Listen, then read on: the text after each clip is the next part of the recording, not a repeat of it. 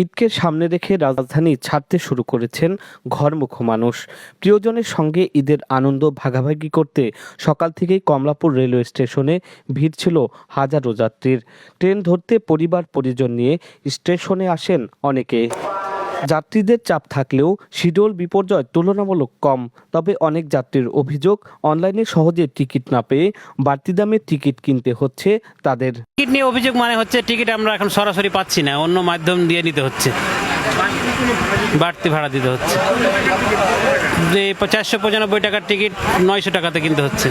মানে এগুলো দুর্নীতি বন্ধ করতে হবে সরকারকে, অবশ্যই এগুলো নজরে রাখতে হবে। এখন অনলাইনের টিকিট তো অল্প দ্রুত কয়েক সেকেন্ডের মধ্যে শেষ হয়ে যায়। যেমন চেষ্টা করতাম অনেক 8টার আগের থেকে, মনে করেন যে 14 তারিখে চেষ্টা করছি আজকে টিকিট কাটার জন্য, কিন্তু কয়েক সেকেন্ডের মধ্যে টিকিট শেষ হয়ে যাওয়ার কারণে কাটতে পারিনি। ছোট ছোট শিশুদের নিয়ে ঘন্টার পর ঘন্টা স্টেশনে অপেক্ষা করতে দেখা গেছে অনেক পরিবারকে। কষ্টের মাঝেও বাড়ি ফেরার আনন্দে উচ্ছ্বসিত শিশুরা।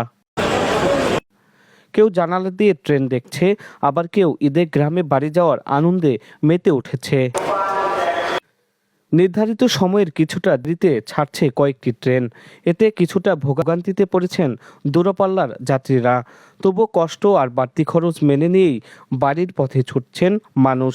অনেকের মুখে ছিল ভোগান্তি থাকলেও পরিবারের সঙ্গে গ্রামে ঈদ করার আনন্দই আলাদা। আসলে গরম, তারপরে হচ্ছে বাবা মার টানে আসলে ঈদ করতে দেশের বাড়িতে আসলে যাচ্ছি। আজকে ছুটি পাইছি, বাড়িতে যাচ্ছি। পরিবার পরিজনের আশায় নিজের বন্ধু বান্ধব এবং বাবা মা ভাই বোন সকলের সাথে একসাথে ঈদ করব, এই জন্যই বাসায় যেতে চাচ্ছি। আমার বাড়ি হলো পঞ্চগড়, তো আমার আত্মীয়র বাড়ি ছিল শরীয়তপুর, এখানে গেছিলাম। তো আমার মেয়ে থাকে এখানে, আমরা দেশে ঈদ করবো, এই জন্য আমি মেয়েকে নিয়ে যাবো। আমি হলে থাকি, তো আমার পরীক্ষা শেষ হয়েছে, বাসায় যাবো, এটাই সবচেয়ে বড় আনন্দ। ভোগান্তি, দীর্ঘ অপেক্ষা আর বাড়তি খরচ সবকিছু ছাপিয়ে প্রিয়জনের কাছে ফেরার আনন্দই এখন বড় হয়ে উঠেছে ঘরমুখো মানুষের। শামীম হোসেন শামন, ঢাকা মেইল।